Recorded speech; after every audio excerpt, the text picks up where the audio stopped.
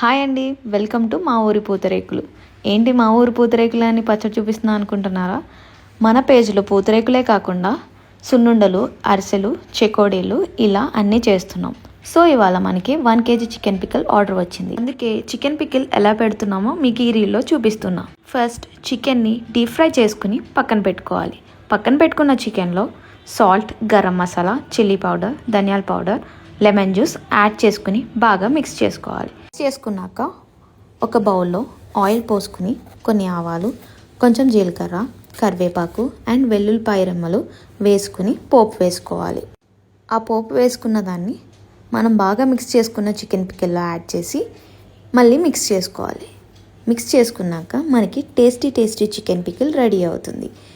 ఈ tasty spicy chicken pickle మీరు తినాలి అనుకుంటున్నారా? ఎందుకు ఆలస్యం? స్క్రీన్ పైన ఉన్న వాట్సాప్ నెంబర్కి కాంటాక్ట్ అవ్వండి. Bye friends.